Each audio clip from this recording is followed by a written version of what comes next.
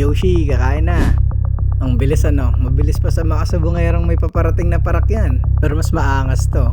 Chill lang, di ba? Nasa kanya lahat ng pagkain eh.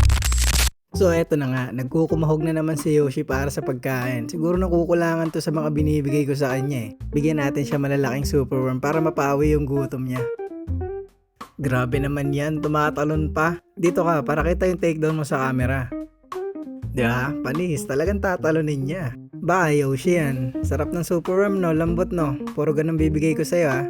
Pakitaan natin sila tricks mo Yoshi. Bili, akit ka dito sa mga bato-balani mo. Bilisan mo naman, ba? Ayan. Akit ka pa konti, dun sa pinakatok-tok. Tapos talunin mo yung superworm ha. Total, gusto mong tumatalon eh. Game. Pakitaan mo sila iha. Wala, sablay ka pala eh. Isa pa. Tansyahin mo naman na maayos. Pakita lang natin sa kanya ulit. Ayan. Hati. Grabe ka sa. Gigil O, ito na yung natitira pa. Tama na, wag na natin siya pagtripan. Gutom na nga ni eh. O, ito na. Baka sabihin, minamaltrato pa kita eh.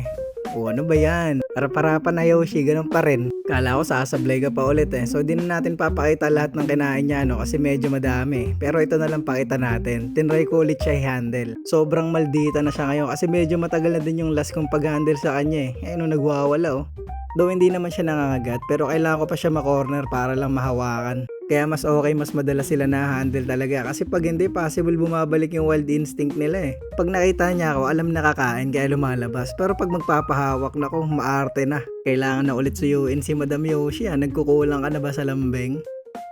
Anyways, next natin papakainin si Velgrind. Ayan, magshe-shed na naman. Takaw din kasi talaga ng hinamunggal na to eh. Ultimo yung background tinitira eh. Parang gusto pa ubusin eh no. Titignan pa ako na masama niyan. So bigyan natin siya ng mix ng superworm tsaka dubia kasi maliliit na lang yung meron ako eh.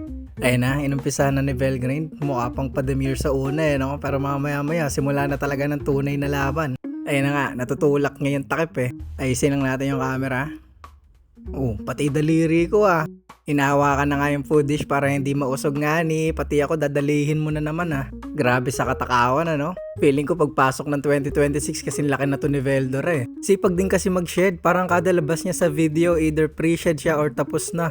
Next natin to si Milim, ang napaka-chill na bearded dragon. Pwede na pang billboard eh no. Ganda ng tindigan eh. So pakainin na natin siya. Tinilt ko lang yung lalagyanan kasi di niya abot yan eh. Tinamad kasi akong kuha ng kuha kaya binigay ko na sa kanya yung isang container. Tinamad pero hindi tinipid, di ba? Pasok pa rin. Enjoy na enjoy din naman siya no. Buffet style ba naman eh. Hahayaan ko lang siyang ganyan hanggang sa mapagod siya kakangoya tapos mabusog na. May dubia ka pa sa baba mo. Yun, kuha din naman eh. So all goods na rin si Milim, nakapostura pa kasi nagpapababa pa yan ng pagkain eh. So that's it. Silang tatlo lang muna for today mga Lodi. Bye-bye.